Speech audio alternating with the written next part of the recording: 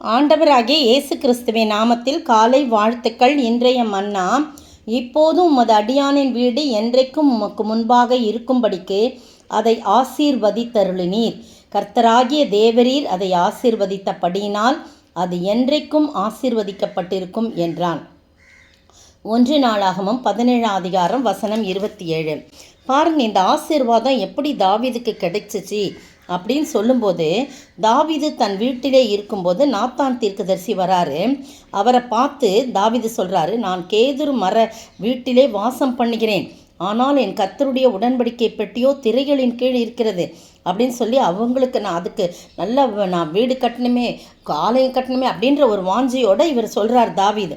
அப்போ நாத்தான் சொல்கிறாரு தாவீதை நோக்கி, உம்முடைய இருதயத்தில் இருக்கிறதையெல்லாம் செய்யுங்க, தேவன் உம்மோடு கூட இருப்பார்னு சொல்கிறாங்க. ஆனால் அந்த ராத்திரிலேயே தேவனுடைய வார்த்தை நாத்தான் தீர்க்கதரிசிக்கு உண்டாகி, நீ போய் என் தாசனாகிய தாவீதை நோக்கி கர்த்தர் சொல்கிறது என்னவென்றால், நான் வாசமாயிருக்க நீ எனக்கு ஆலயத்தை கட்ட வேண்டாம். பார்த்தீங்களா, அப்படி சொல்லிடுறார். நீ எப்படினாலும் செய், கர்த்தர் உன்னோட கூட இருப்பான்னு தீர்க்கதரிசி சொல்கிறாரு. ஆனால் அன்றைக்கி ராத்திரியே ஆண்டவருடைய வார்த்தை நாத்தானுக்கு உண்டாகி, நீ போய் தாவீதுகிட்ட போய் சொல்லு, நான் வாசமாக இருக்க நீ எனக்கு ஆலயத்தை கட்ட வேண்டாம், நான் இஸ்ரவேலை வரப்பண்ணின நாள் முதற்கொண்டு இந்நாள் வரைக்கும் நான் ஒரு ஆலயத்தில் வாசம் பண்ணாமல், ஒரு ஆலயத்திலே வாசம் பண்ணாமல் ஒரு கூடாரத்திலிருந்து மறு கூடாரத்துக்கும் ஒரு வாசஸ்தலத்துக்கு மறு வாசஸ்தலத்துக்கும் போனேன். அதனால் நீ என்ன செய்ய வேணாம், நீ எனக்கு நான் என் ஜனத்தை மேய்க்க கற்பித்த இஸ்ரவேலின் நியாயாதிபதிகளில் யாதொருவனையும் நோக்கி, நீங்கள் எனக்கு கேதுரு மரங்களால் செய்யப்பட்ட ஆலயத்தை கட்டாதிருக்குது என்னன்னு நான் யார்கிட்டையும் கேட்டதுண்டோ? நான் அப்படிலாம் கேட்கலையே. நான் தாவீதை நோக்கி கூட நான் ஏன் என்ன நீ ஆடுகள் அவங்ககிட்ட கூட நான் கேட்கலையே. ஆடுகளின் பின்னே போய்கொண்டிருந்த அவனை எடுத்து ஆட்டு மந்தையை விட்டு எடுத்து, நீ போன இடமெல்லாம் உன்னோட இருந்து உன் சத்துருக்களெல்லாம் உனக்கு முன்பாக நிர்மூலமாக்கி பூமியிலிருந்த பெரியோர்களின் நாமத்திற்கு ஒத்த நாமத்தை உனக்கு உண்டாக்கின அப்படின்லாம் நீ சொல்லு. அதனால் அவனுக்கு கட்ட வேண்டாம், ஆனால் நான் அவனுக்கு ஒரு வீட்டை கட்டுவேன் என்று சொல்லுன்னு சொல்கிறார். 10ஆம் வசனம் பாருங்கள், 17:10. உன் சத்துருக்களையெல்லாம் கீழ்ப்படுத்தினேன், இப்போதும் கர்த்தர் உனக்கு ஒரு வீட்டை கட்டுவார் என்பதை உனக்கு அறிவிக்கிறேன். நீ உன் பிதாக்களிடத்தில் போக உன் நாட்கள் நிறைவேறும்போது நான் உனக்கு பின்பு உன் புத்திரரில் ஒருவனாகிய உன் சந்ததியை எழும்ப பண்ணி அவன் ராஜ்யத்தை நிலைப்படுத்துவேன், அவன் எனக்கு ஒரு ஆலயத்தை கட்டுவான், அவன் சிங்காசனத்தை நான் நிலைக்க பண்ணுவேன்னு சொல்கிறான். அப்போ தான் தாவீது சொல்கிறார், ஐயோ நீங்கள் இவ்வளோ தூரம் நீங்கள் செஞ்சீங்களே அப்படின்னு சொல்லிட்டு கர்த்தருடைய சமூகத்திலிருந்து, தேவனாகிய கர்த்தாவே தேவரீர் இதுவரைக்கும் என்னை கொண்டு வந்ததற்கு நான் எம்மாத்திரம், என் வீடு எம்மாத்திரம் அப்படின்னு சொல்லி நீங்கள் போய் எனக்கு வீடு கட்டுறேன்னு சொல்லியிருக்கிறீங்களே அப்படின்னு சொல்லி ரொம்ப அவன் நெகிழ்ந்து போய் ஆண்டவருடைய சமூகத்தில் கண்ணீரோடு ஜெபிக்கிறான். பாருங்கள், இப்போ 26ஆம் வசனத்தில் 25ஆம் வசனம், உனக்கு வீடு கட்டுவேன் என் தேவனாகிய நீர் உமது அடியான் செவி கேட்க வெளிப்படுத்தினீர், ஆகையால் உமக்கு முன்பாக விண்ணப்பம் பண்ண உமது அடியானுக்கு மன தைரியம் கிடைத்தது. இப்போதும் கர்த்தாவே நீரே என் தேவன், நீர் உமது அடியானை குறித்து இந்த நல்ல விசேஷத்தை சொன்னீர் அப்படின்னு சொல்லிட்டு நான் இந்த வசனத்தை சொல்கிறார். உமது அடியானின் வீடு என்றைக்கும் உமக்கு முன்பாக இருக்கும்படி நீங்கள் அதை ஆசீர்வதித்தருளினீர்.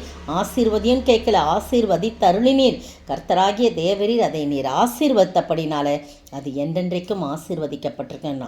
பாருங்கள், அவனுக்கு கர்த்தருடைய வீட்டை குறித்து ஒரு பாரம் இருந்தது, அப்படியே அதை குறித்து ஒரு ஆதங்கம் இருந்தது. நான் இப்படி இருக்கிறேனே நல்லா, ஆனால் கர்த்தருடைய பெட்டியோ ஒரு திரைமறைவில் இருக்குதே அப்படின்னு சொல்லி அவர் ரொம்ப ஆதங்கப்படா. நீங்களும் நானும் கர்த்தருடைய வீட்டை குறித்து ரொம்ப பாரப்பன. ஐயோ, என்னுடைய கர்த்தருடைய வீடு இப்படி பாழாய் கிடைக்கிறதே, ஜனங்களெல்லாம் ஆண்டவரை தொழுது கொள்ளவில்லையே, விசுவாசிகள் கூட்டம் குறைந்து கொண்டே போதே, அலைமோதி கொண்டிருக்கிறார்களே, ஊழியக்காரர்கள் இன்னும் அதிகமாய் ஆண்டவருடைய அன்பை சொல்ல வேண்டுமே, அவர்கள் இன்னுமாய் ஆண்டவருடைய அன்பை வைராக்கியமாய் தைரியமாய் எடுத்து சொல்ல வேண்டுமே என்ற அந்த சபைகளை குறித்த பக்தி வைராக்கியம் நமக்கு காணப்பட வேணும்.